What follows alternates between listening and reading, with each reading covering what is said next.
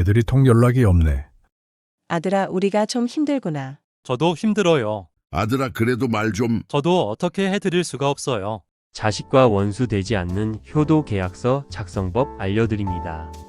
자식에게 평생 모은 재산을 물려줬는데 정작 돌봄은커녕 연락조차 하지 않는다면 부모와 자식이 원수되는 현실, 안타깝게도 우리 사회에서 자주 일어나는 일입니다.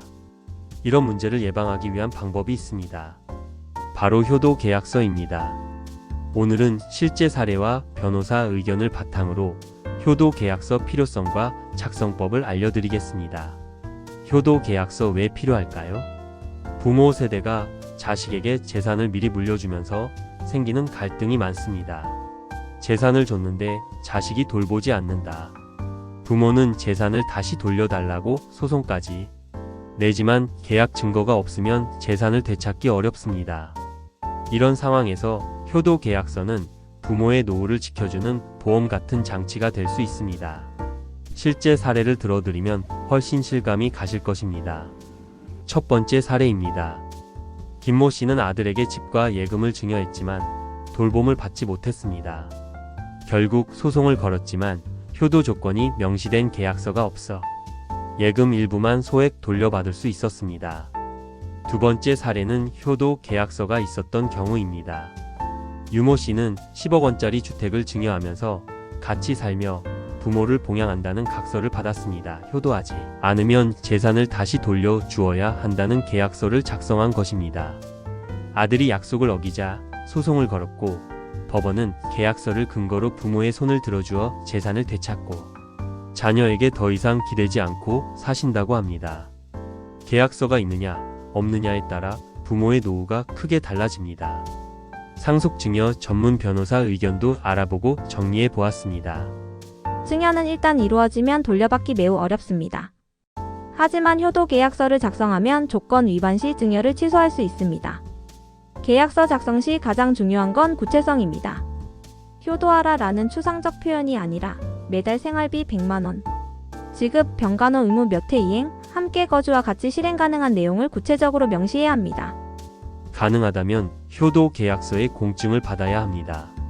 단순히 종이에 서명한 것보다 훨씬 강력한 법적 효력을 갖습니다. 효도 계약서는 부모가 자식에게 신뢰를 강제하는 수단이 아니라 서로의 권리와 의무를 분명히 하는 가족 합의서라고 볼 수 있습니다. 효도 계약서 작성 핵심 가이드를 알려드리겠습니다. 효도하는 조건을 구체화해서 명시해야 합니다. 부양한다 대신 매달 100만원 생활비를 지급한다. 주 3회 이상 부모 안부를 확인한다. 한 달에 한 번 이상 병원 방문을 동행하고 목욕을 같이 가기로 한다와 같이 자녀가 이행할 사항을 구체적으로 명시하는 것이 중요하다고 합니다. 구체적으로 명시해야 자녀가 계약서대로 이행하지 않은 사항을 구체적으로 지적할 수 있기 때문입니다. 효도 조건 불이행 시 어떤 제재를 한다는 조항을 명시해야 합니다. 예를 든다면 조건 불이행 시 증여를 취소한다. 문구를 필수적으로 넣어야 합니다. 계약서 공증 절차 거치기 변호사 공증인을 통해 법적 효력 강화하는 것이 필요합니다. 갈등 예방을 위한 대화가 필요합니다. 부모가 일방적으로 밀어붙이기보다 자식과 충분히 대화해서 합의 후 작성하시는 것이 사후 갈등을 줄일 수 있을 것입니다. 자주 묻는 질문 3개 정리해드립니다. 꼭 변호사 도움을 받아야 하나요? 아니요.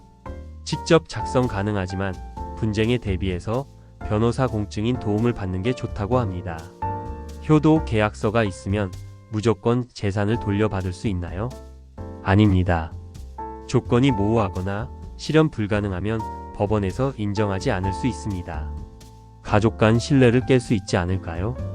오히려 반대입니다.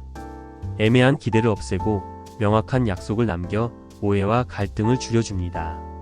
다만 효도 계약서 작성 과정에서 서로에게 상처를 줄 수 있으니 충분한 대화와 소통이 필요합니다. 총 정리해서 말씀드리면 효도 계약서는 부모와 자식이 원수되지 않게 하는 유력한 안전장치입니다. 효도 계약서는 재산을 다 물려주고 부모가 생계 위협을 받는 최악의 상황을 막을 수 있습니다. 부모의 노후를 지켜주고 자식에게는 책임감을 심어줍니다. 작은 문서 한 장이 가정을 화목하게 지키는 버팀목이 될 수 있습니다. 효도는 마음에서 시작되지만 준비로 완성됩니다. 부모의 노후와 가족의 평화를 지키는 가장 현명한 선택, 바로 효도 계약서입니다. 만일 자녀가 효도 계약서 쓰기를 망설인다면 쓰지 마셔요. 써도 소용없습니다. 지키지 않을 테니까요. 당연히 재산 증여도 중단하셔야 합니다. 금융생활정보 채널 김선홍 TV에서 다시 보러 오시라고 정성껏 마련하였습니다.